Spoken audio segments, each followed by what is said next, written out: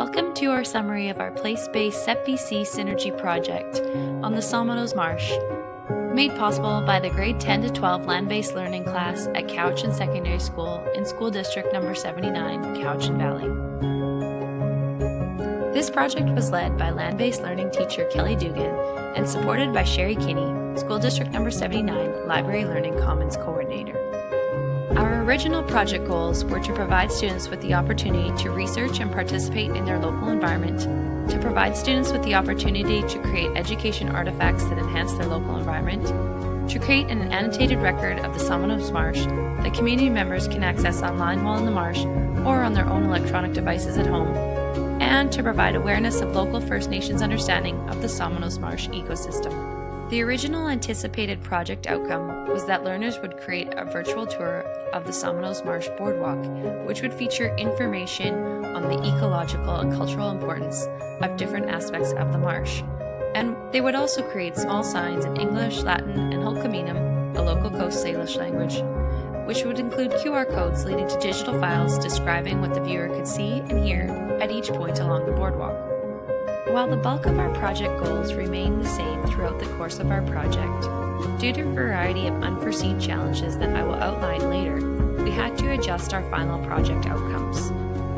I do believe that all students did learn through a lens that was personalized and inquiry-based, and promoted student voice and choice through experiential and place-based learning. Students in the multi-grade Somenos Marsh Synergy project had the opportunity to receive course credit in a variety of courses, including Environmental Science 11, Social Studies 11 BC First Peoples, English 10, English 11, and Aboriginal Cultural Connections 12. In order to achieve project outcomes, students had the opportunity to interview a variety of community experts, including local ecologists and Cowichan First Nations elders. They visited the BC Forest Discovery Centre, the Cowichan Valley Archives, the Duncan branch of the Vancouver Island Regional Library, as well as the Somenos Marsh on numerous occasions. They involved themselves in class meetings, lessons on spoken word poetry, as well as numerous trips to our school library to do research. Our Synergy Project technology package included 8 MacBook Pro computers with photo and movie editing software, 1 Session GoPro camera, 1 Hero GoPro camera, and a camera mounting package. As our technology did not arrive until late in the first semester, many of our students were not introduced to the technology right away. A few began to explore the various programs as well as the GoPros and began to create mini vignettes using the technology.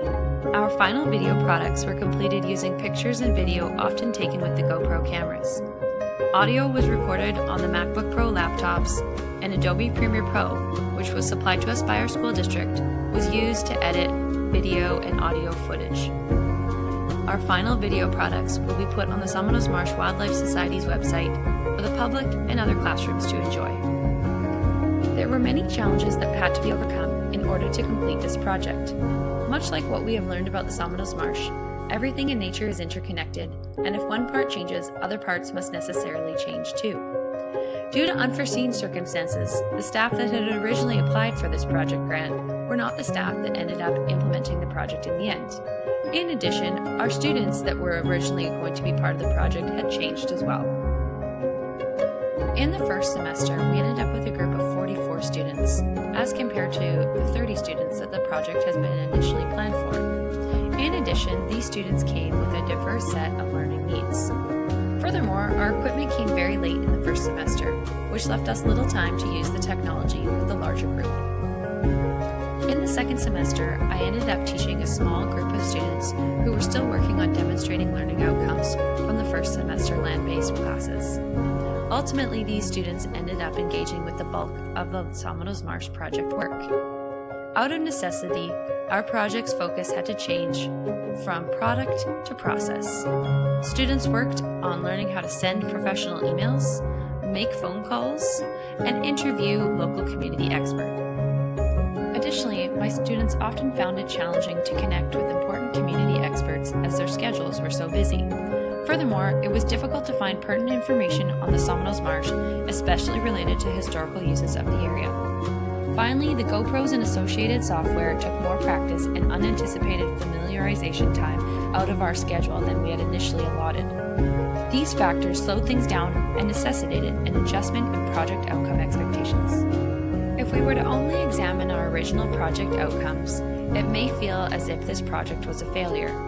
However, upon further reflection, it is easy to see that there were many small but beautiful and meaningful learning opportunities that will stick with all of my students.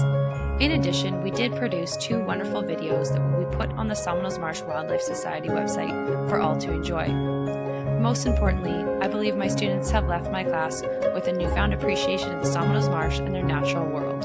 Whether it was Liam's dedication to translating the names of the plants and animals that live in the marsh into Hulkaminum, Kobe's passion for spoken word poetry, Jadendale's visit to the Cowichan Valley archives, Raf's excitement over cultural stories, Jessica's improvement in public speaking, or Gavin's newfound connection to culture, all of my students have learned new skills and overcome difficult challenges in order to complete this project.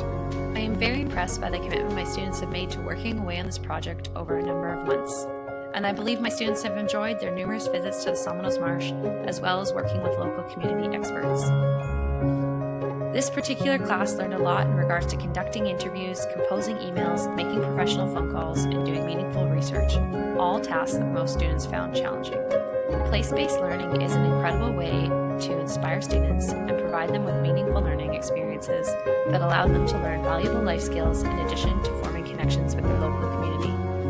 Furthermore, the addition of professional-grade technology such as the GoPro cameras provided for us has allowed my students to create videos they are extremely proud of and has helped to engage students that otherwise struggle to connect with curriculum and traditional classroom learning. Delving into a place-based project such as this, with the challenges that come with connecting with community experts, visiting sites, and finding pertinent information, means that such a project is time-consuming. If you're a teacher considering such a project, you will need perseverance, patience, flexibility, and the ability to network. You will also need to be able to manage your expectations and adjust your assumptions when necessary. People are some of your best resources when it comes to a place-based project such as this. Whether you make use of district staff such as itinerant teachers, or local community experts such as the ladies in this picture, Genevieve Singleton, local ecologist, and Elizabeth Bailey, program coordinator for the Somenos Marsh Wildlife Society, try and use your network as much as you can. Local experts such as these ladies can really help to make the learning come alive for your students, as well as connect you with other valuable resources. Furthermore, you need to start where your students are and figure out what access point you will use to cater to the diverse learning needs within your classroom. You also need to be prepared that you may have to change your expectations in regards to your final project outcomes, depending on how the process is going. It can often be difficult to find information on topics that haven't been overly explored in your community, as well as connecting with local community experts who are often very busy in their own lives. If replicating this project, it would have been helpful to have arranged some tutorials on the various equipment and associated programs provided by SEPBC. I would have tried to devise a calendar in advance of the project that included a time frame for submission of important group documents, in addition to trying to reach out to busy community members well in advance of when we might need to connect with them. Overall, if adequate time is spent planning such a project and there's flexibility built into a schedule that can change from day to day, a place-based project such as this can be extremely successful and rewarding for everyone involved, teachers and students alike. Thank you for watching. I hope you're inspired to take your own classroom outside and engage in place-based education with your students. This video was created by Kelly Dugan with support from Sherry Kinney and the wonderful students in the land-based learning program at Cowichan Secondary School in Duncan, British Columbia. For further information on our learning process and to watch a video that details this process, go to our blog at csslandbasedlearning.blogspot.com.